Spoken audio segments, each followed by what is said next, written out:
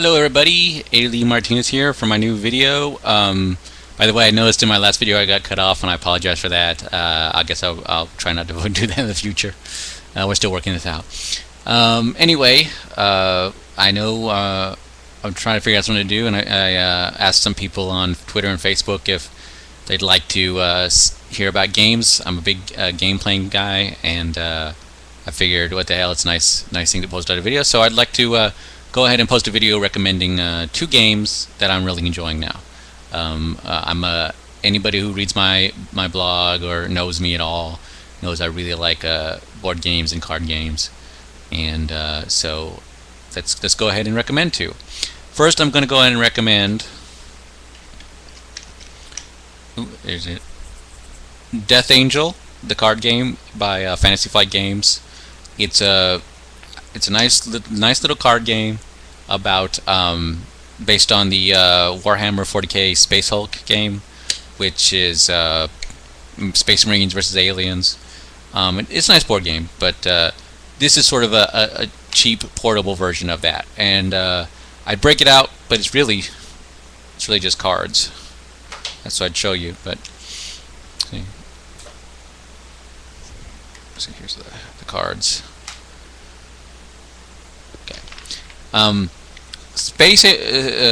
Death Angel is a cooperative game, and I don't know. I mean, it's a fairly new formatted game, and there's quite a few of them now.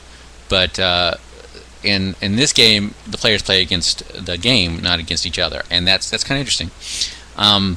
Each player gets like a team of Space Marines, and every team is like there's one guy with a special weapon and one guy who's got just regular weapons.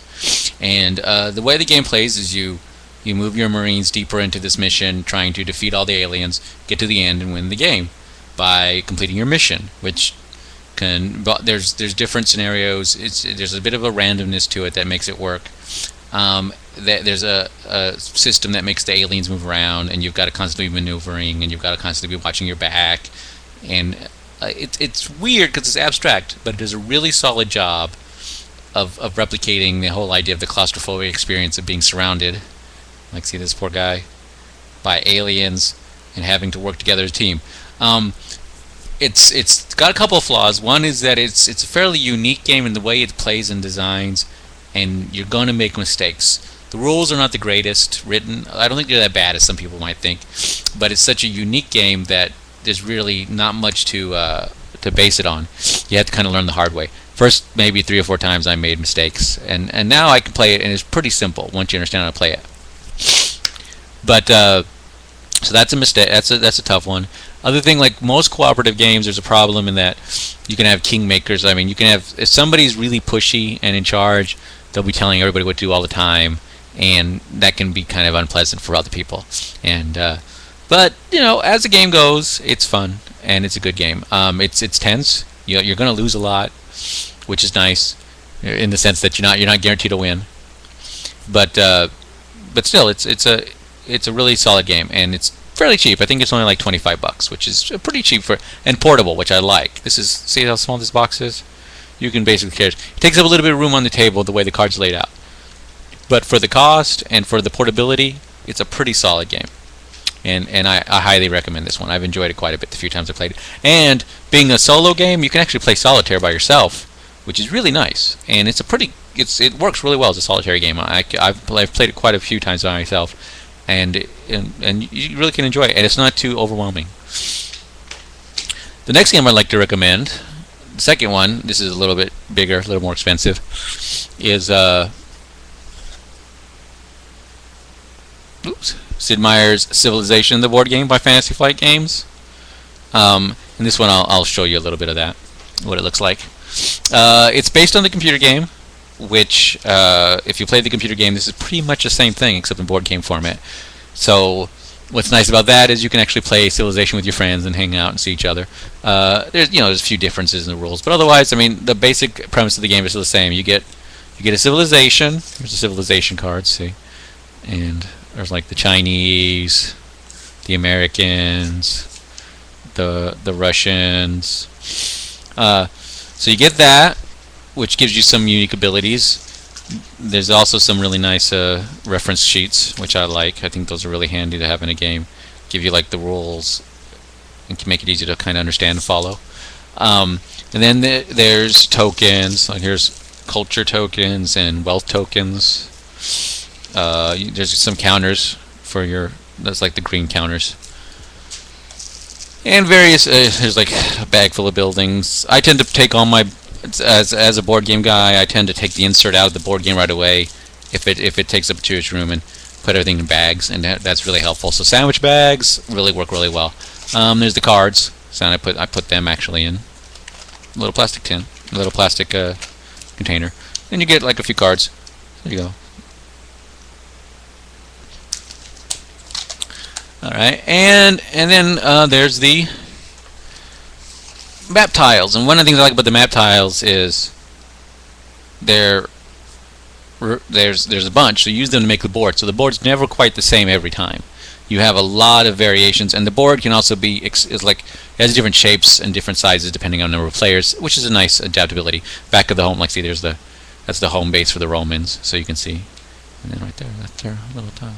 There's all these little symbols on the tile that tell you what you need to do, and they're all pretty intuitive once you understand them. Like that's trade, which is good for research and good for a little bit extra money. And there's production, and there's like that right there is a resource, wheat, food, which is good for certain cards and stuff like that.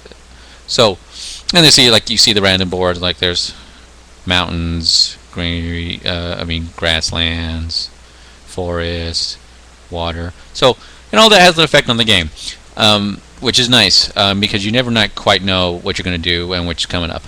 The object of the game is to be the first culture to achieve your victory. And what's nice about Civilization, just like in the computer game, is there's 4 paths to victory. There's a wealth victory, economic victory, where you accumulate enough coins. There's cultural victory, where you just accumulate enough points, you move up the cultural track enough. There's technological victory, which is for space flight, and then there's military victory, which is you manage to conquer another capital. And as far as I can tell, they're pretty viable. They're all equal in the sense that you can kind of go for any of them. Technology is kind of the easiest to sense because it's the most obvious, but the other ones all work pretty well. I've won with cultural victory, which was interesting because I was basically not very technologically advanced, but I still managed to pull it off. And what's nice too is that all the aspects kind of tie in together, which is kind of like Civilization. If you're wealthy, then inventions and technology come a little easier. If you're cultural, then you get great people, and great people can have a huge effect on the game. So it's like everything gives you an advantage, everything gives you something to pursue. And usually, like in the beginning of the game, you're kind of general, and then later on you focus. It plays, once you understand the game with 2 players, it plays fairly quickly, about maybe an hour and a half, 2. I think with 4 players, it'd probably take about 3 hours. Probably a little more when you're first playing.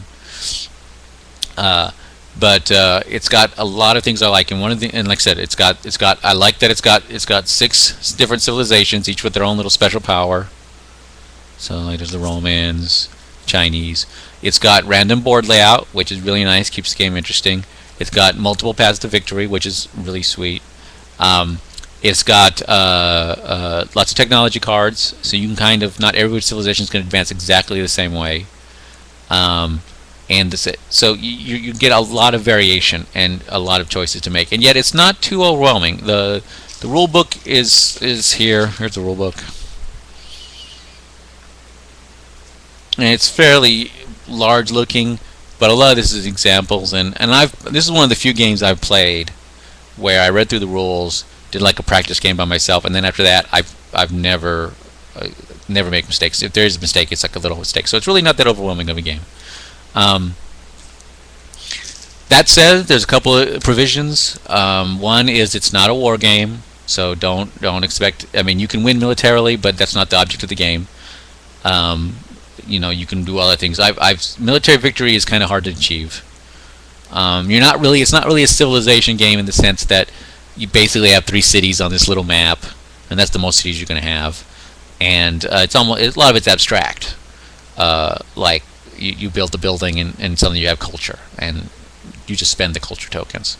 So, it's not just like the computer game, it's not a civilization game so much as a board game with a nice civilization theme that works pretty well. And just like in where Death Angel makes you, even though you feel like you're in the space, you're claustrophobic and you're being surrounded by aliens.